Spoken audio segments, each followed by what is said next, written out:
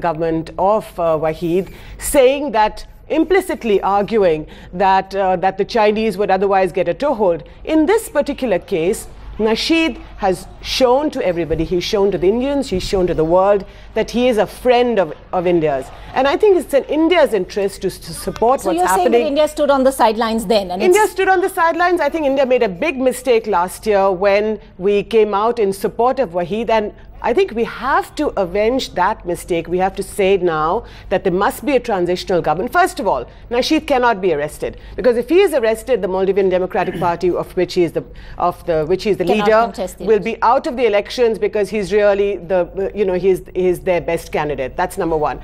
The second is that there must be a transitional government in the Maldives, which should be headed by the speaker. And by the way, it's there in the Maldivian constitution that you can have such an arrangement, which will oversee the elections in a free and fair way. But for the sake of argument, really, if an Indian politician was to take refuge in the High Commission of a neighbouring country, which then tried to mediate on his behalf, how would we react in such a situation? I think the point is now that if India perceives itself as a country which of some reckoning, we keep talking about the fact that we are a regional power. What does that mean? You're 1.2 billion people. At least in South Asia, you must have some influence.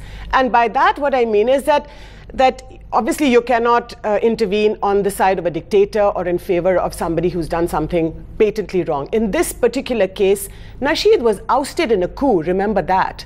He was ousted in a coup, and by the way, his own people, the intelligence chief of the Maldives... He certainly called it a coup, but an international... no, I think you have to... international observers have had issues with the use of the word coup in that particular context. If you talk... Well, I think let's talk about the Maldivians themselves. The intelligence chiefs and the Maldivian National Forces today are saying that when they refused to call it a coup last year, and you're absolutely right, they are calling it a coup now.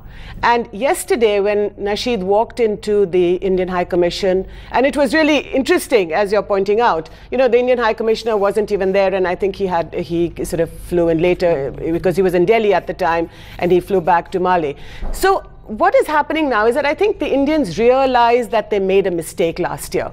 And you know that Nasheed was in Delhi last... Let me bring in Ambassador Kumar also at this point. India's choosing to stand on the sidelines earlier when effectively Mohammad Nasheed was deposed. Now is there a sort of corrective that's being a kind of course correction? Is that how you see it?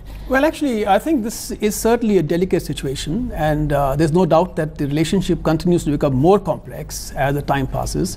I think perhaps we'll have to see through our entire approach in this particular matter, because I think if our intervention helps in making sure that the democratic process really restored in the Maldives, I think it's a good thing.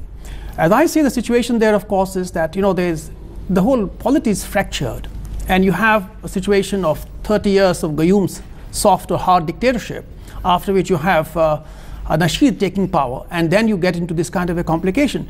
So in this situation, I would say yes, I think we have to make sure that we are able to exercise influence.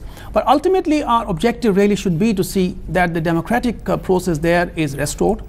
It is actually, as I said, it really brought about in such a way that the elections are credible. And as the government, the statement says that, the press statement today said that it should be credible and inclusive. So I think that really should be the objective. And I think the issue really why it's different from, let us say, the earlier interventions like 1988, for example. I think the main difference really is that unlike that time when you already had a functioning government which felt a threat, and that threat was to be neutralized by Indian intervention, now the country actually, the polity is fractured. And in this fractured polity, I guess, either you go the whole hog and practically take over the country, or you actually use your influence in such a way as to make sure that the democratic process is fully restored, and this kind of lawlessness which is taking place now, all that actually is in a way, I would say, eliminated through the restoration of genuine democratic process. Fair point, but let's also talk about the economic implications and India's economic interests, in a sense, in Maldives, whether it was GMR being thrown out by the present government. The contract was given during Mohammad Nasheed's time. Is it in India's interest to have Mohammad Nasheed back? Look, as I said in the beginning, these are things which are done without it showing that you're exercising the influence. The very fact that that transition from Nasheed to Wahid created a lot of rumbling itself indicated we were not able to handle it. We were taken by surprise. Action against GMR, again, we could not save the Indian corporation. But you could see that the anti-India elements were getting together, they were getting strengthened, and that was only the beginning of what was to follow. Now, again, this is not the first court appearance of Nasheed. He's appeared before the court, or he was called by the court about 15 days back.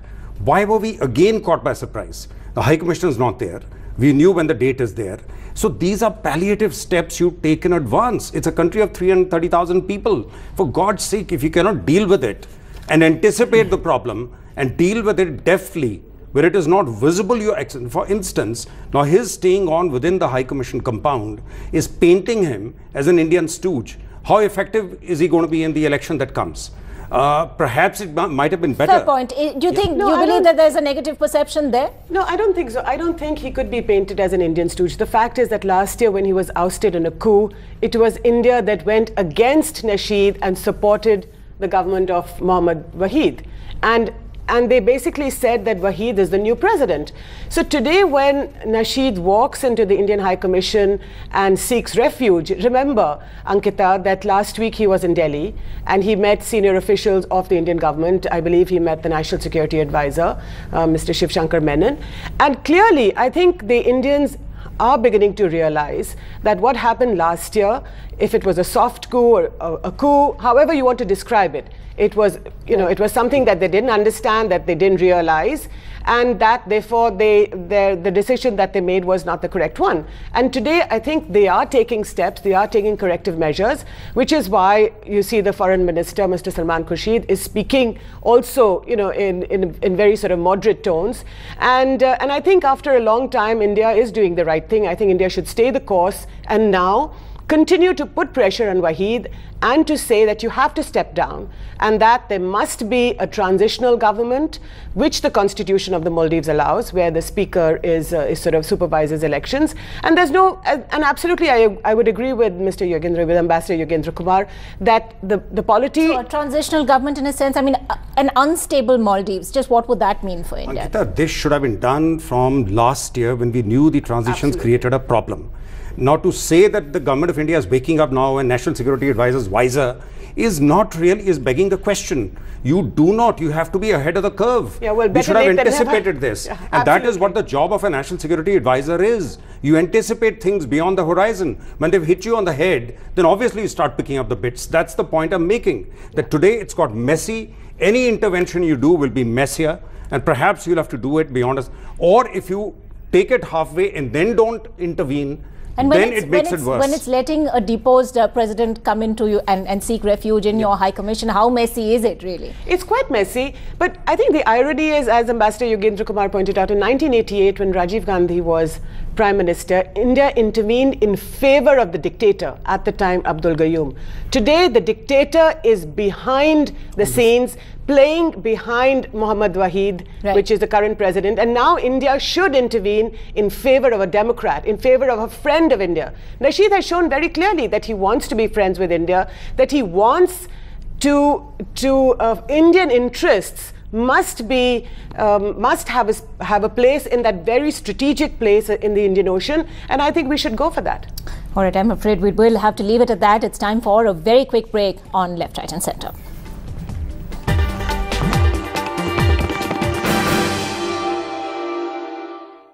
Your thumb. It goes from here to here. This bigger screen goes from here to here. Now, that's either A, an amazing coincidence, or B, a dazzling display of common sense. Pretty sure it's the common sense thing. Excuse me, Peachy Sanctuary कैसे जाते हैं? How do you go to Peachy Sanctuary? അവിടെ എന്താ Peachy Sanctuary. വരൂ Peachy Sanctuary. See here, English. Peachy Sanctuary. See demo. Destination is 20 kilometers. Turn right. Destination Fantastic. Map my India. The best car GPS navigation and entertainment system. Map my India. Map my India. Must get it. India finds its way with Map My India.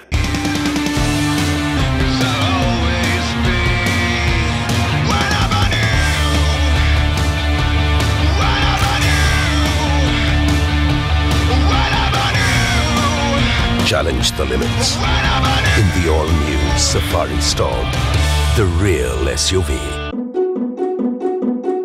Ears are weird. I don't know what shape that is, but it's not round. So why would headphones be round? They should be shaped like this. Ear-shaped. You know, so they fit in your ears.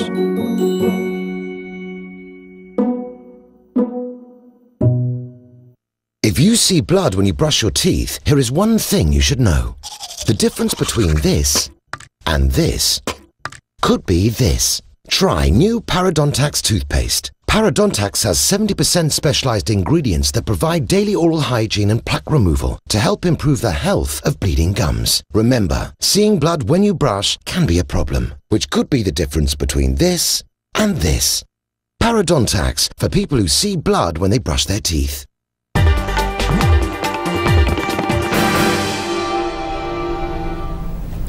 And finally, Indians were at the forefront of global protests today in the 1 Billion Rising campaign for women's rights, perhaps galvanized by the recent fatal gang rape that shocked the country. There were flash mobs, marches, singing and dancing, all part of it.